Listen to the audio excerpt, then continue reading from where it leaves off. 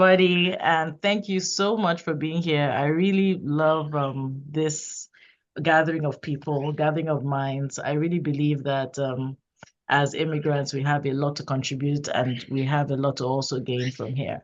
And so let me give you, in case you weren't on any of the last presentations that I gave. My name is Dolly Dabiri. Everybody called me Dolly. They've called me Dolly since I was a little girl, and I just stuck with that. And I live here in Georgia. I am a mom to two wonderful girls, and I'm married. I love my husband. He's awesome. And one of the things that we do is we invest heavily in real estate. Real estate is, to us, the best way that you can have financial security and build generational wealth. It is something I'm passionate about. It's all I want to talk about. So I thought to myself, when people are talking about real estate a lot of the time, there's so many different ways for you to be a part of a real estate transaction. It could be that you want to just buy a home for yourself, but a lot of people also are interested in investing in real estate. But when you think about investing in real estate, there's so many different ways to invest in real estate. There's so much variety. There's so many entry points. There's so many sizes for you. It depends on what you really want to do. So I thought, you know what, let's do a little series where we start to break down some of the little strategies, and the one that I wanted to start with today is house hacking. The reason that I chose house hacking is because I know that many people want to invest in real estate, but they may not have the time. Namdi just talked about Ngozi. She had to be called to work. If you have like a full-time job, sometimes it's not going to be easy for you to do traditional real estate investing. And then sometimes it's the funds. So house hacking is just simply a way that you can take advantage of a home that you're living in and allow that home to help you pay for itself. Okay. Namdi, am I able to share my screen?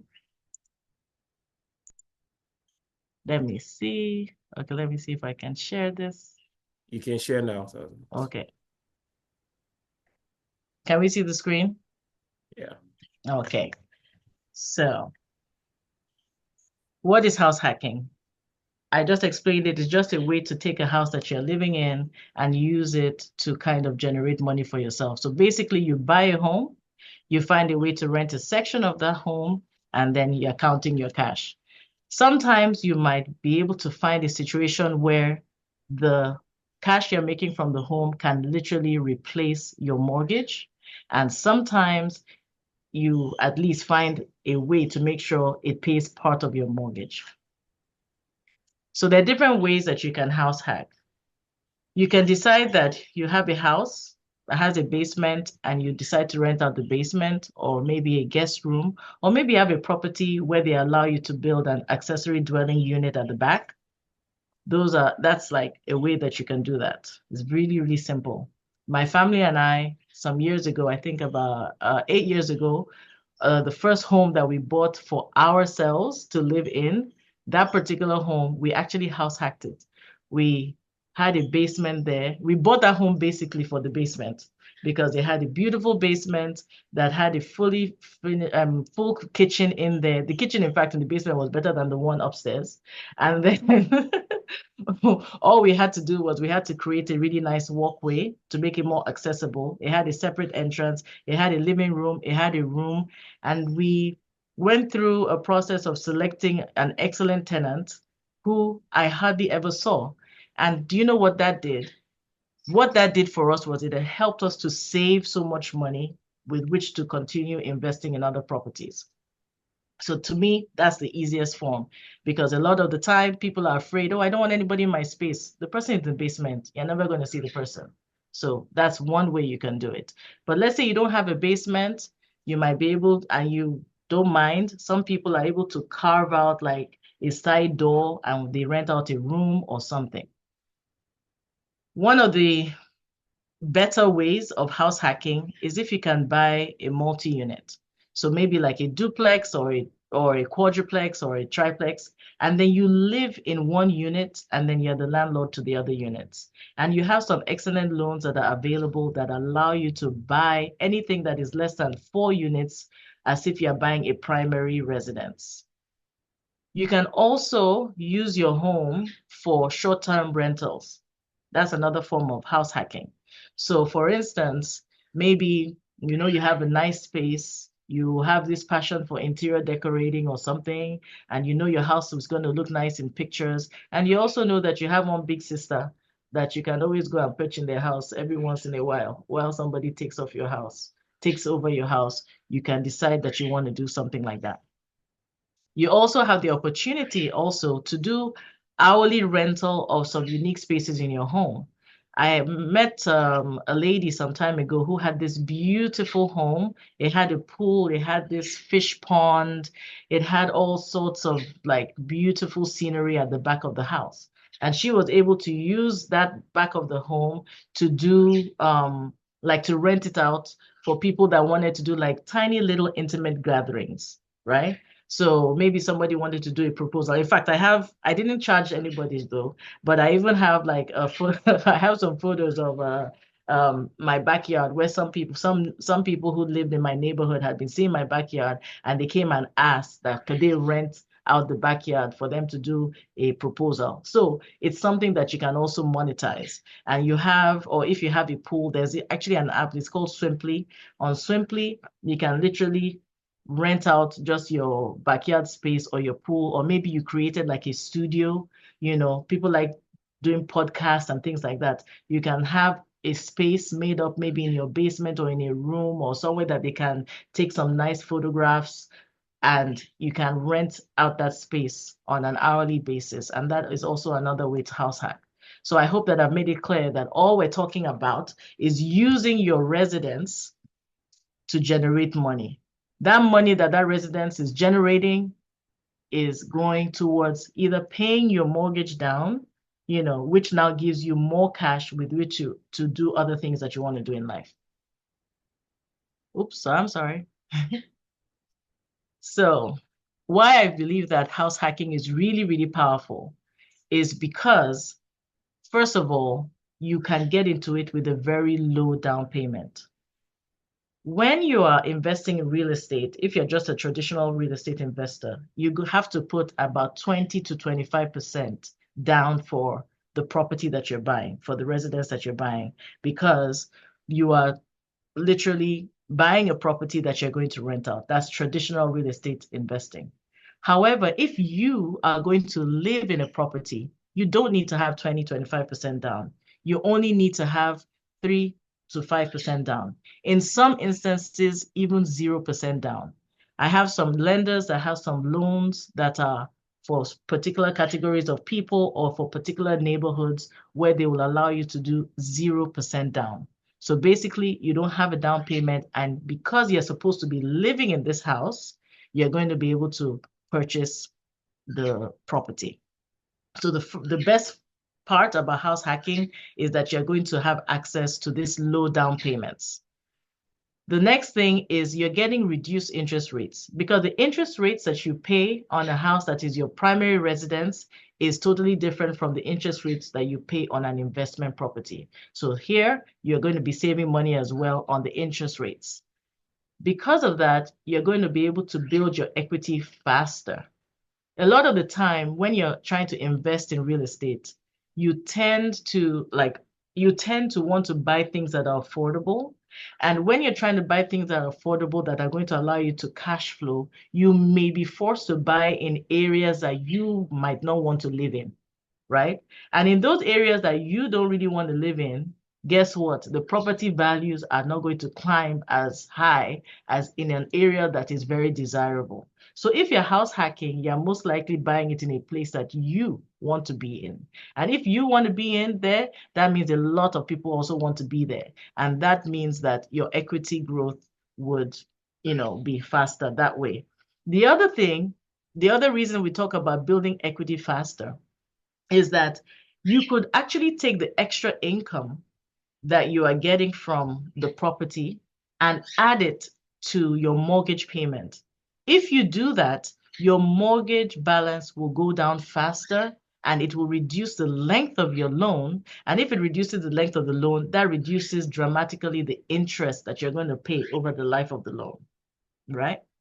Another thing is the tax benefits that you get because you're going to enjoy the benefits that you get from having that home as your primary residence. Kind of like things like the homestead exemptions, that once you're living in the home, you get a discount on your taxes. There are other tax benefits as well, but that's just one of them.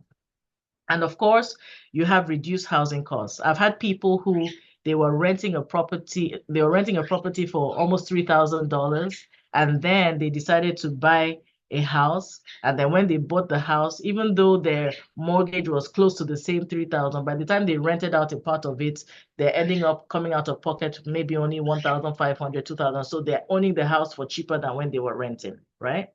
And then it's also one of the best ways that you can like introduce yourself into becoming a landlord for more properties in the future. Once you've known how to manage this tenant which is just the easiest way. So you already have the tenant. If there's something broken, your tenant is going to tell you. You're right there, you can fix it. You're going to start understanding the nuances. You're going to understand because you're going to do a lease, you're going to do so many things. So it's really a really good way for you to learn what it takes to become a landlord, which is going to prepare you for when you build your portfolio further and you start getting more and more properties. So who can do it? I always say like almost anyone can do it. You could be a first-time home buyer, but busy professionals, this is really good for them. People who are empty nesters. Sometimes you've already lived in this beautiful house, your children have already left the house. You now don't know what to do with the rest of the rooms. You don't want to leave your neighborhood, but the house is just too much. You can decide to do that. If you're an aspiring investor, it's perfect. If you're somebody that works from home, it can work for you. You can have maybe some nurses or something. If you live in an area that's close to a hospital, there's so many ways. If you're creative and you have a creative space, it's something that you can also, figure out some kind of way to monetize your property. Now, I talked a little bit about the financing options. I talked a little bit about the low down payment. So we talked about you can get zero down. There's some loans you can get from zero down, as I mentioned before. But typically, at least if you're buying a house for the first time, most of us will have access to getting the FHA home loan, especially if you're a citizen. I'm hearing that they're changing some things now, and not everybody who was able before, even if you had like a work permit, you could get an FHA, but it looks like they're canceling it now with this our new president. But it's okay. Everything is it shall be well. You can still get the conventional loan. So there's an FHA home loan from 3.5% down. Then if you happen to be a veteran, you can get 0% loans. If you happen to get a house that is in an area that is earmarked for agriculture, that's where you can get a USDA loan. And then another one that you can also get is this homestyle renovation loan, which is like from Fannie Mae. And the interesting thing about this is you may have, if you have the ability, you think you're a bit handy, or you think you can manage a little bit of lights, renovations, they will actually loan you the renovation money in conjunction with the money for the house. So let's say you buy a house that is like maybe $300,000 and it needs a little bit of work, and maybe the work will cost maybe another 50,000. They might be able to loan you 350,000 to help you with that. So all these kind of loan financing options are there for you and they're a very good advantage if you want a house hack. I wanted to give you an example. These are my clients, the DMEs. They bought this 7-bedroom, 5-bath house, and they bought it for 468 because we got a really, really good deal. It was actually supposed to be almost 500. And they did an FHA loan. So their down payment portion of it was just 16,000 and something. And their monthly mortgage payment came to about 3.5.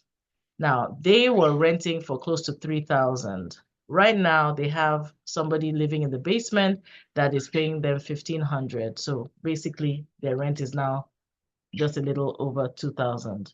They're already calling me and asking me about investing in other types of properties because once you have that extra cash flow, then you can do other things.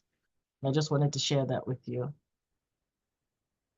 There's some risks, of course. I'm not going to tell you that everything is always rosy because sometimes, that you have responsibilities being a landlord. You might have a tenant that you and that tenant don't quite get along as you should, so there's some responsibilities if you're having somebody living in your space that could be a little bit tricky, So I will always say, make sure that you screen your tenants properly.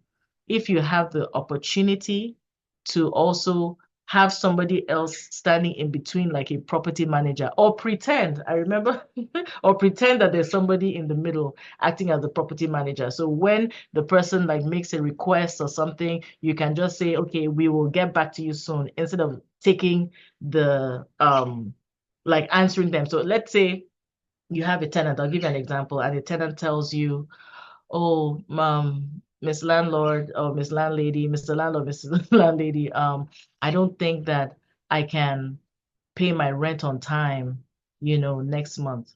Instead of you saying, oh, really? Oh, that's okay. I know that, you usually pay on time. No problem. I'll take that.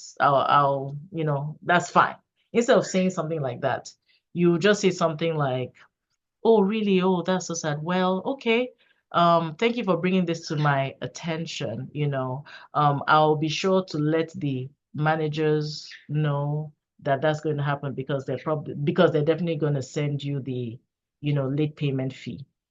Something simple like that. Oh, okay. Oh, and the late payment fee is going to be automated. But you know what? That's fine. So you make sure that it stays professional, right? You don't allow them to feel like when they just talk to you directly, then everything is going to be taken care of.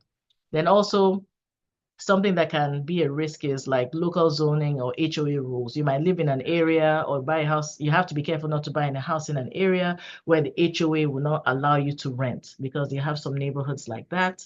And then you also have to think about repairs and, little things that could happen around the house that you might need to fix every now and again, and then also your bills would be higher because maybe you're a family of three, and then now you have two extra people living with you. They're almost, so your bills will probably go a bit higher. So those are the things that you have to consider if you're, going to be taking on this responsibility.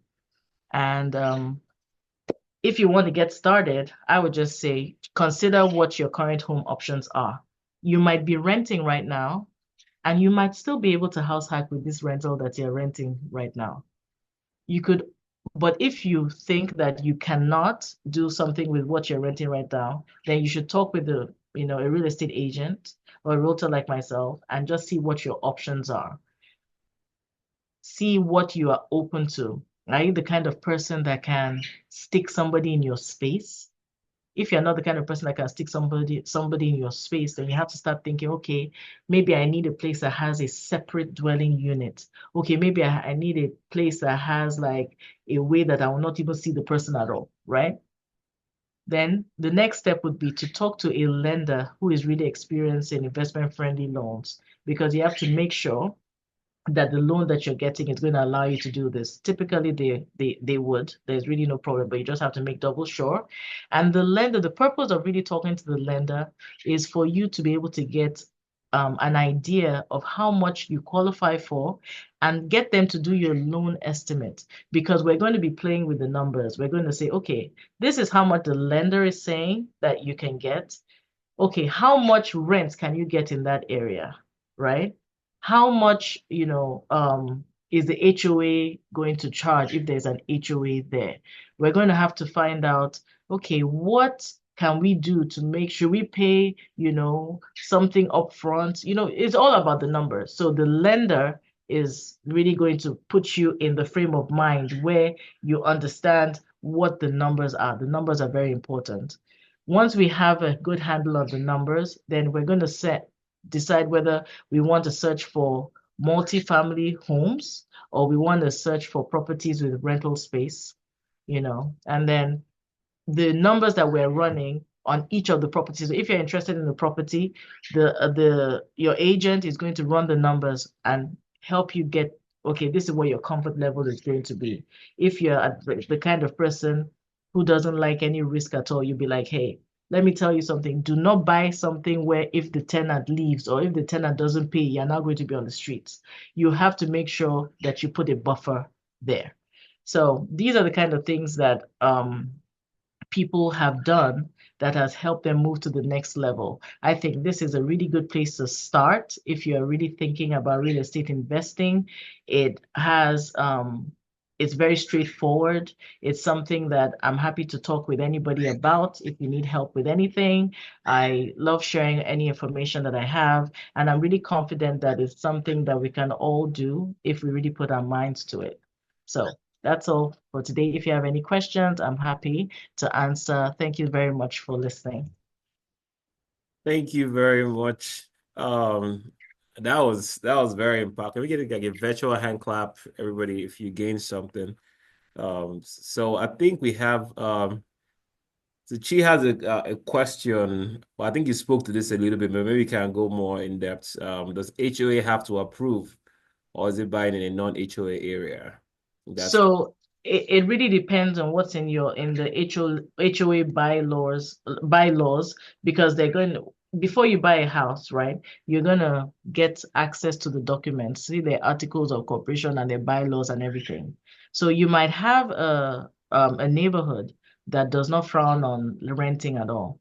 You may have a neighborhood that says you are not allowed to rent at all. You may even have some of the ones that even say they have rental restrictions. When you go and look at what the restrictions are, it may be we don't allow short-term rentals. We don't allow anybody to rent less than a month, right? yeah. So it just depends on whatever is in that particular, what rental restrictions are in that particular HOA, right? So that's really what you stick with. But the good thing about house hacking is that a lot of the time, because if you're doing the one that is just one tenant, that's staying, most of the time it just seems like you just have somebody living with you. So it doesn't really feel as invasive. The one that is going to give you the most problem is Airbnb. A lot of the time, if they feel like they see people coming and going, and you have like if an exceptionally nosy neighbor. But if it's not written in the bylaws that there's anything wrong with Airbnb, it's something that you can argue out. Okay, thank you very much. Does anybody have any other questions? Because we do have some time. Yes, I wanted to make it short this time because I was like, Yeah. Hello. Hi, my name hi. is Belinda. Thank you so much for this call. This was very, very helpful. I'm actually house hacking right now, so I actually do have a couple of questions I appreciate advice. Yes, well Um, done. yeah, so I have three tenants in my home. It's a four-bedroom home, so they covered the mortgage, but I'm struggling to I feel like I'm just breaking even, but I'm struggling to actually make a profit. What advice would you have to increase profits? So do you live in the house yourself as well? Yes, I do. So that's the beauty of house hacking is that you are already making profit because if they're both covering the rent, then that technically means you're not paying to live there, right? Yeah, that's correct. So, Yeah. so first of all, so if you just frame it in your mind, because sometimes if you don't frame it right in your mind, you won't be able to take advantage of the situation you're in. Right now, you're living rent free. You're living Mm-hmm. for free right now, and that is actually the ultimate. So that means that the money that you should be using to pay mortgage or the money that you should be using to pay your rent is literally at your disposal right now. Because I'm sure I want to believe that you earn money in some other way.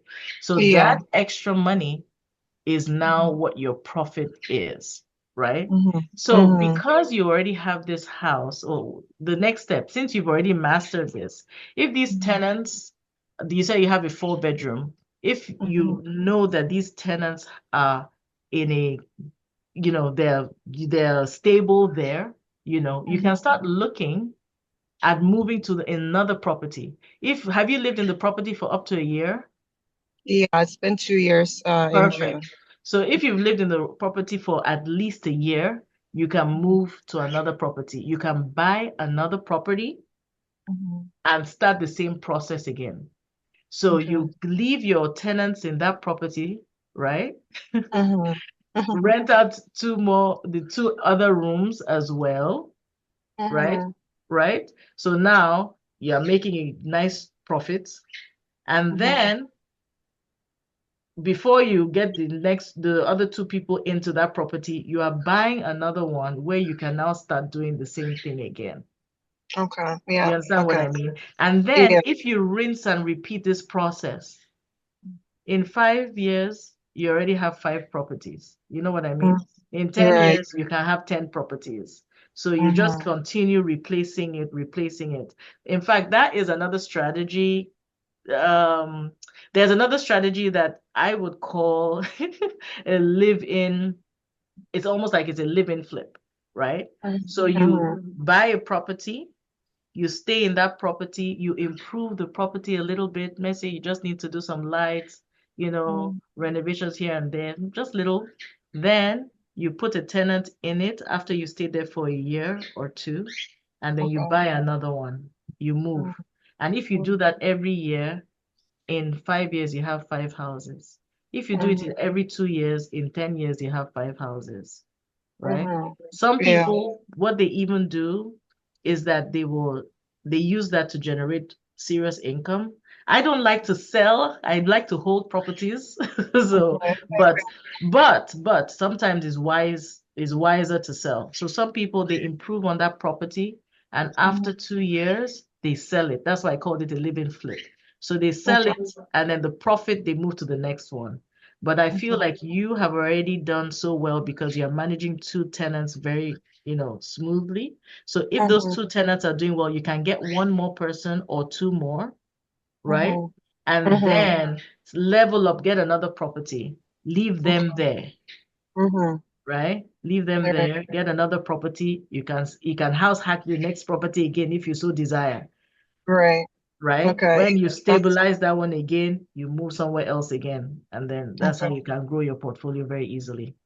Okay, yeah, that's very helpful. And then I'm also in the Georgia market, Atlanta. Where would you Nice. say, in your experience, like which areas would you say you've seen like home appreciation really grow?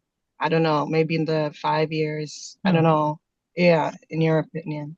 So this is the interesting thing about Atlanta is that Atlanta, you can be like in one area and you'll be so surprised that something that is just 2 miles away from another one is seeing record growth and then another one is not. Is Mhm. really what I really follow is the recent sales. Okay.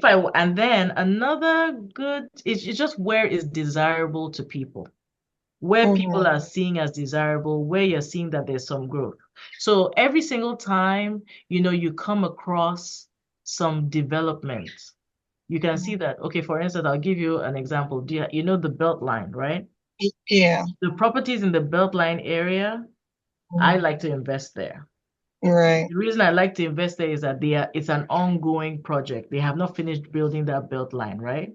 And Mhm. so if I get a property that is close to that belt line, then I know that the path of progression is going there and there's going to be, growth in a few years.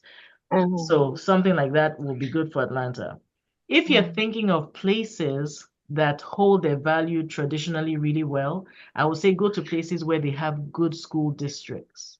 Okay. Anywhere that you have schools where the school is doing really, really well, the property Mhm. values appreciate really well as well. So I would concentrate on like Gwinnett County, Cobb County, Mhm. Forsyth Mhm. County, where they Mhm. have strong school systems, Okay. But that doesn't mean that you can't find good growth in other areas.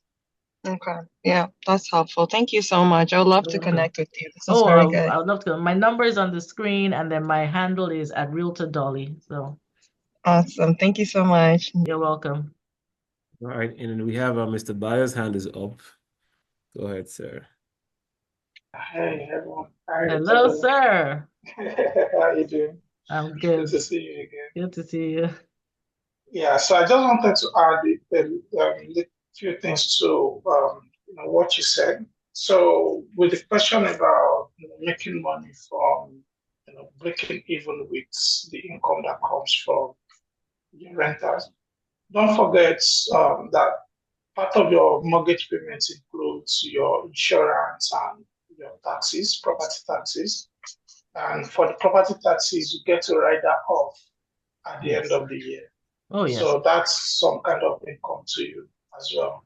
Yes. And if you set it up properly, and if you have an LLC as the, an LLC running your property, you could even write out your mortgage payment as an expenditure.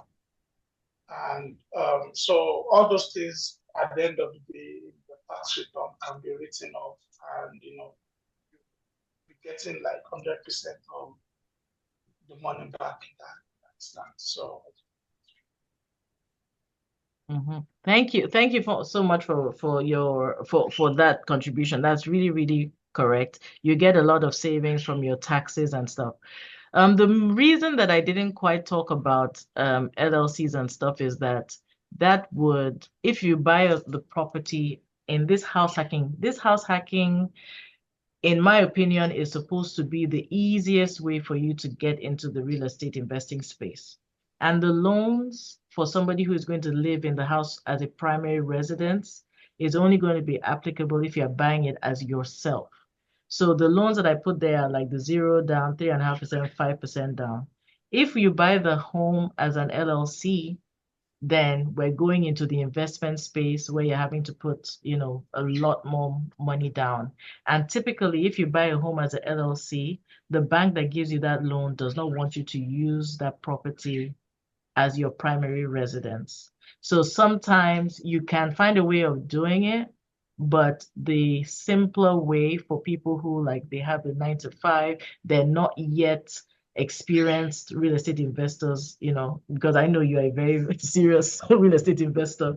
I know that you've done a lot of deals and stuff. So they might not be at the in the position yet where they can, do it the way that you've explained it yet. But they'll get there by God's grace. yeah, that's right. I think actually, if you're still living there, then yes, it will Yes. definitely be true.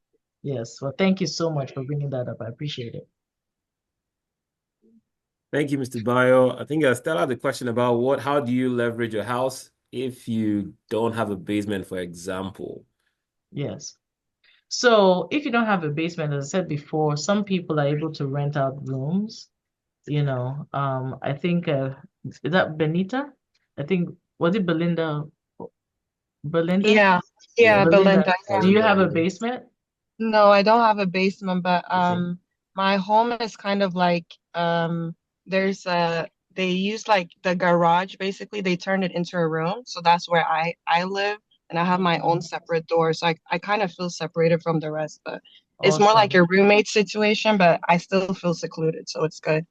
Oh, nice. Yes. So it's about being creative sometimes, So this is a creative solution where she's created like an owner suite for herself where she's just separated from the rest of the gang. So if you can be creative, I have a client who had a room that had a deck. It led to the deck at the back, right? And so what she did was that she set that room up to be like it has its own bathroom and everything, and then she's just renting it out. So the person just comes in through the back. So the rest of the house, the person doesn't come into the rest of the house. So you just need to be creative sometimes. And when you're going to look at properties, you're looking at it with vision and saying, you know what, I think I can put like a door here that I can just put a lock over here. Oh, you know what? I think, I can create an entrance on this side. So if you are a little bit, creative, you might be able to really take advantage of a property, even though it doesn't have a basement. All right, Letitia, go ahead. Hello, everyone. Hello, Hello. Miss Dolly. This is really Hi. helpful information. Thank you. Hi. So I have two questions. Does house hacking also work internationally? Like if you want to purchase a property in another country? Well, And mhm. okay, go ahead. I'm sorry. So please finish your thought. I thought you were done. Yeah, no, that was the first question. Okay. So house hacking is basically just saying the property is yours, but you're using it to monetize. So if, you bought a property somewhere where when you're not using, maybe it's a holiday home, right? And when you're not using it, you're able to rent it out, then I would qualify that as house hacking. You can. Maybe you bought a house in the Caribbeans. You can decide that you're um going to put it up for Airbnb or something, or have holiday vacation rental, VRBO or something while you're not there. Even I'm from Nigeria. I know a lot of people who actually own property in Nigeria, and when they're not there, they are finding a way to get somebody to, rent it out, especially during the Christmas season in Lagos. So yes, it's something that you can do, but house hacking in America is special because of the American real estate landscape, right? The way real estate is done here is different from many other places in the world. There are very few places where you don't have to buy the house cash down. You don't have to get a mortgage that is going to expire every 5 years, right? Like for instance, I think in Canada and in England, you have to keep on redoing your mortgage. So based on whatever the economy is saying, the next time you have to refinance the mortgage. In America, you can literally lock down this mortgage for 30 years. So somebody is giving you the opportunity to get something with only putting 3% down, to get something where you are telling them that I'm only paying this 3% for 30 years. It makes the payments manageable enough that you can now expect that you can get a profit from a renter. But I'm not sure if it's the same if you buy overseas, because overseas, you're probably going to have to maybe buy the place with full cash. I'm not sure if where you're thinking about has the same kind of mortgage opportunities. Okay, You know what understood. I Thank mean? you for that. All Yes. right. Okay. So the second question was, what was the question? Hmm. Okay, so if you are, planning to, okay, if you want to renovate or, maybe create that in-law suite in a home to house hack, what is the first step for you? Like, uh, is it reasonable? Like, can you do it out of pocket, or is it like people get loans? Like, how does it usually go? Yes. So typically when you're doing like, first of all, if you've gotten a space that at least has the skeleton of that in-law suite, right? So if I'm going to buy a home that has um a basement, right? There's some basements that are just glorified crawl spaces. There's nothing there. But there's some Mm, basements that have already been stubbed for plumbing, and they've already been, light. There's already what do you call it? Insulation a little bit there. You can see that it mm, has potential. It already has the right height of ceilings. You know, you can see that it has potential to actually become real usable space. It's not all basements that you go to that may actually have real usable space. So they're just some things that you mm, have to think about. So for instance, another thing you would need to be careful about if you wanted to add an in-law suite would be, is it on a septic tank or is it in public sewer? Because if it's on the septic tank, you might have some kind of restrictions to the number of bathrooms that that property can have, right? So these are the kind of mm, things that a good agent will be able to help you with when you're trying to pick a property. So now the renovation of that property, it really does depend on you, right? You have access to the home style loan where the renovation can be part of your purchase price. But that is only going to happen if they can see that there is some room for the value of the house to kind of increase after you've done those fixes, right? So let's say you're buying a house that's a 3-bedroom, 2-bath with a full unfinished basement, right? Let's say that 3-bedroom, 2-bath is like 300,000. But there's some houses in the area that have a full finished basement that are making the house now become like a 5-bedroom, 3.5 bath, right? And those ones are now selling for like $450, $450,000, right?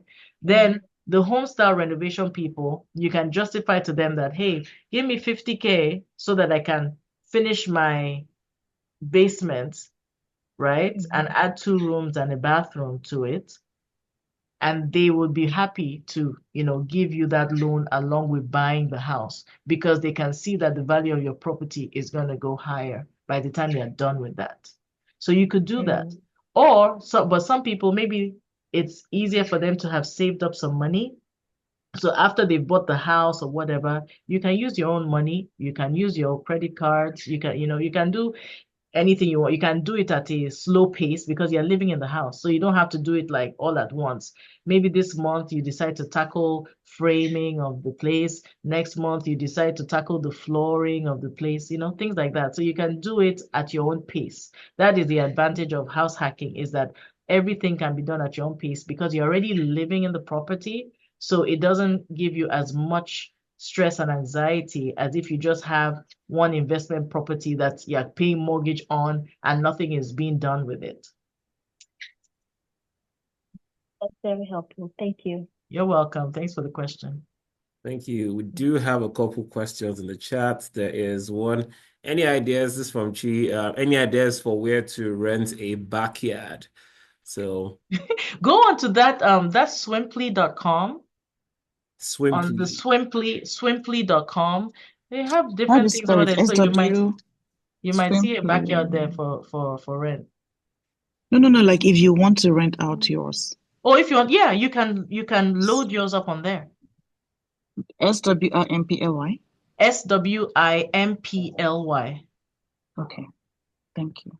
Yeah, you're welcome. All right. Once you rent your backyard, make sure you make a donation to AIM. We have another question from Belinda. It's do you recommend people buy new construction or older homes? What are the pros and cons? Because I find older homes to have more maintenance costs. Wow. So this is a personal preference, new home versus older home. And it just depends on what your own threshold is. So somebody who is coming in from the perspective of, you know what, I'll rather pay more and know that I don't have anything to worry about for the next 10 years is always going to want to go to new construction, right? Somebody else might be like, man, I don't like the way these new construction homes are built. Older homes are stronger. You can see that they built it well. So there's some people that's how they feel about it, right? And then another thing, I think the biggest difference between them is that with an established home, when you're buying it, you know exactly what that neighborhood is going to be because it's an established neighborhood. So you know what you're getting. In new construction, you are the people that are going to create the neighborhood. So you don't know what it's going to be like in like 5, 10 years, 20 years down the line. You know what I mean? So it just depends on you. And another thing, one of the pros that I would say, the pro of an older home is that you can get a house where the homeowner has done a lot of improvements that you can enjoy. But the pro of the new construction that I love is that you tend to be able to get a lot of incentives, especially in this market, from the builder. Right now, the market is not as active as they would like it to be. So I have a client that is closing in a couple of weeks. We got like 20,000 off the purchase price. We got 20 something thousand in closing costs. They are giving us fridge. They're giving us washer dryer. They're giving us blinds. They're even building us a fence. So it's like sometimes it's just a better deal. So it just depends on what the situation is at the time that you're buying. Sometimes getting the home that is been there is an advantage, and sometimes getting the new construction home is the advantage. So it just depends on your preference. There's no better. It's just what you like. Preference. I will take one more question. Anybody who's taking the last question?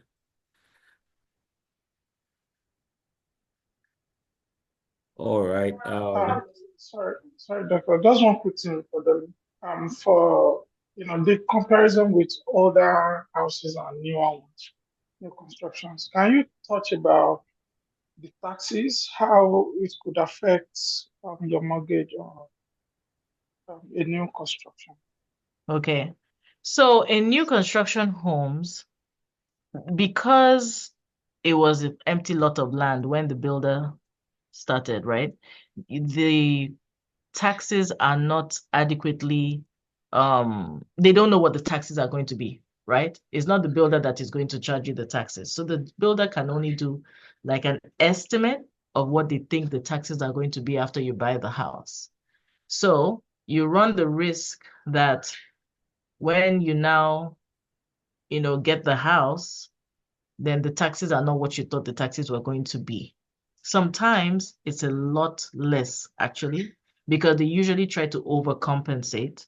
So if they're thinking, maybe the city is charging everybody, it seems around last year, the city charged everybody, $5,000 a year. They can decide, let them make it $6,000 a year. But maybe something happens and then there's something, and then the city now comes back and says it's $7,000 a year. There's nothing that's, it's not the builders.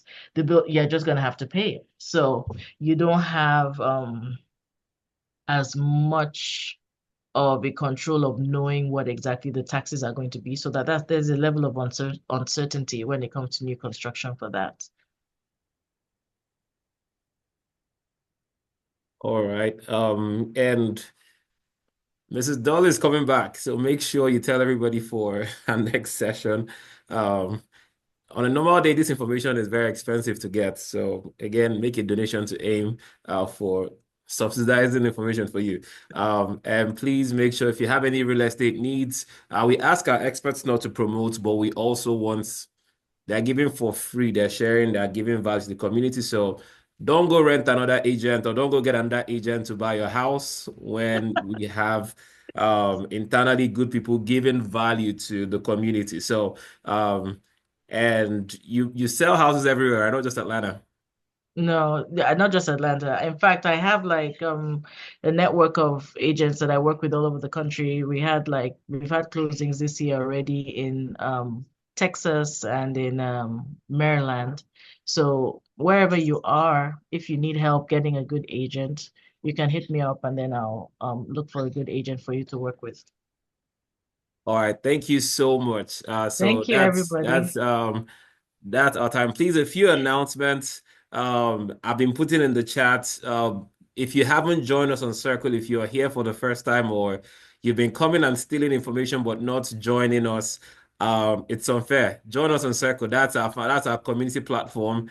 Go ahead. The link is in the chat. I put our Instagram handle as well.